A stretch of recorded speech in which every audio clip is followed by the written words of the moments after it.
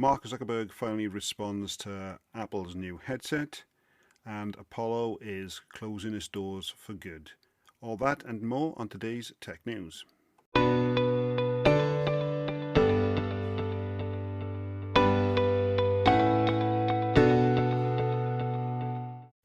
Well, it's a sad day for Reddit users. Apollo has confirmed that it would be closing down on June 30th, and this has come since Reddit first announced that they were going to start charging for APIs following Twitter.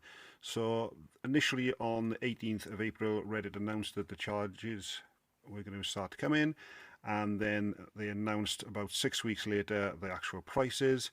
And for Apollo, it was going to be coming over $20 million a year. Now, there's been some back and forth, and there's been a really interesting YouTube video with the Apollo creator and Snazzy Labs, where they actually interviewed and talked about the actual costings and things like that. And as everything, there's been some back and forth and some accusations from Reddit saying that Apollo tried to blackmail them for $10 million to go quietly. Interestingly, on Apollo subreddit, they've actually mentioned this on there, and they've even got a transcript of the call that he said the owner of Reddit probably wasn't aware that the call was being recorded. And not only have they got a transcript, but they've actually got the clip of the audio as well, where he was basically making a jest of the cost.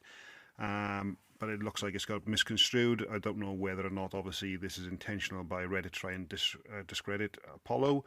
But we've included this clip as well, just for you guys to hear the actual call. Hey, I could make it really easy on you. If you think Apollo is costing you $20 million a year, you cut me a check for $10 million and we can both skip off into the sunset. 6 months of use, we're good. That's mostly a joke. 6 months of use. So what no, well, I'm saying if you're saying you said mostly a joke, but I want to take everything you're saying seriously, just to make sure I'm not. What do you? I'm saying that if Apollo's opportunity cost currently is $20 million at the $7 billion request in the API volume, if that's your yearly opportunity cost for Apollo, cut that in half, say for 6 months. Yeah. Bob's your uncle. But anyway. So you cut out right at the end, right? And I'm not asking you to repeat yourself for a third time, but you legit cut out right at the end. No. If your opportunity cost is $10 million, and then I lost you. So okay, no, sorry. One more time. Yeah, one more time. I was just saying, if the opportunity cost for Apollo is currently $20 million a year, and that's a yearly, apparently ongoing cost to you folks, if you want to rip that Band-Aid off once, and have Apollo quiet down. 6 months. Yeah. Beautiful deal. But again, this was mostly a joke. I'm just saying that if the opportunity cost is that high, and if there's something that would make this easier on you guys, that could happen too. Yeah. But I'm just saying, as is, it's quite difficult. I hear you, and I understand that you're like as an illustrative example. Yeah. It's just I think it's I don't know what you mean by quiet down, because I find that to be. No. Sorry, I didn't mean that. I'm going to be very straightforward with you too. It feels like a threat, and I'm just like, oh, interesting, because one of the things that we're trying to do is to say, hey, you have been using our APIs free of cost for many, many years, and we have absolutely sanctioned that you have not broken any rules, and now we're changing our perspective for what we are telling you, and I know you disagree with it, that hey, we want to operate on a thing that is financially footing. And so hopefully you mean something completely different from what I said. But when you say go quietly, I just want to. How did you take that? Sorry, could you elaborate?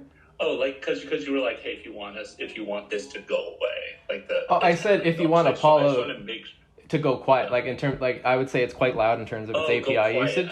Okay, it's a very. Sorry, that's a complete misinterpretation. Yeah. No, it's all good. I apologize immediately. No, it's all good. Because what we're hearing in some conversations is folks are in other making threats, and you're just like, hey, that's not a conversation that we want to have. So I immediately apologize. No, it's all good. I'm sorry if it sounded like that. I was asking you to repeat it, but I thought I misheard it. No. I just meant I'm a noisy API user. But yeah. Great. No, like I said, I want this to be constructive as much as possible, and that would be the opposite. Fantastic. Okay, I've taken up enough of your time. Thank you very much. I'm here. Please email at any time, and look forward to continuing to chat. Yeah, likewise. Just shoot me an email as well if you folks want to talk. I'm here. Great. Thank you. Okay. Good luck with any additional calls. Take care. Bye. Thanks. Bye.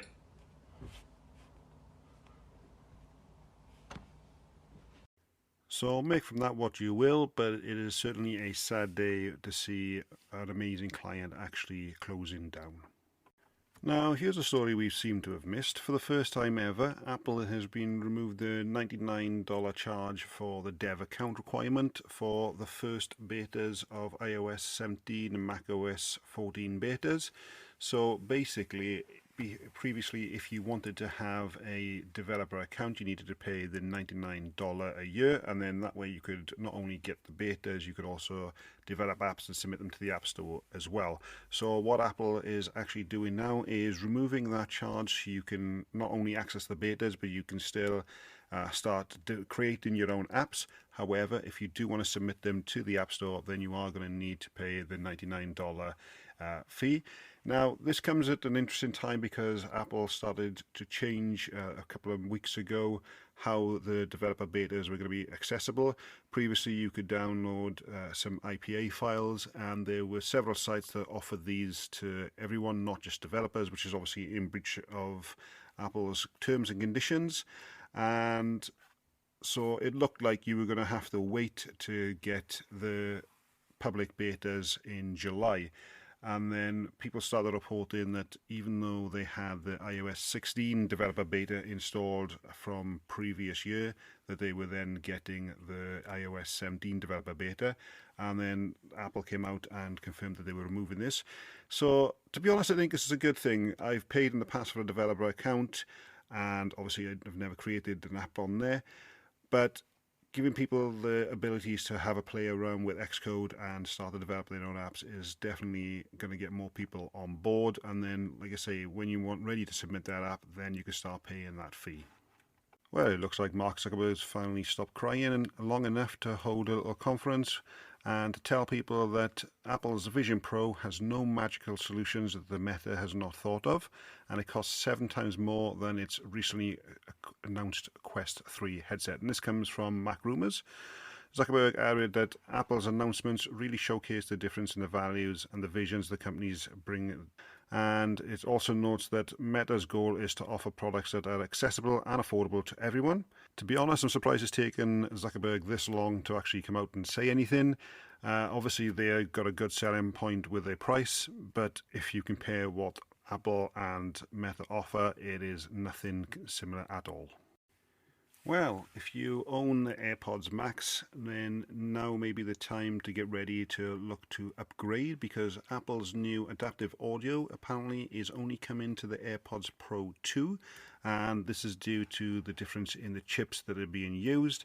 In the Airpods Pro 2, it's got the H2, and in the AirPods 1 and the AirPods Max, it looks like they're using the H1 chips, so they're not going to be capable of running these. So you can look out for some deals if you're not after adaptive audio on the AirPods Max, because I'm sure they'll be on sale by either Amazon or secondhand soon. And in the meantime, you can expect Apple to start looking at bringing out the AirPods Max 2 as well.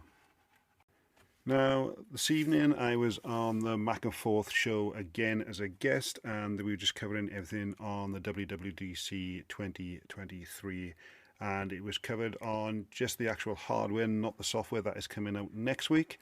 So I'll leave a link in the description for you guys to check that out as well. It's just over an hour long, and it was a really good time, and make sure you guys subscribe to them. They're definitely worth listening to.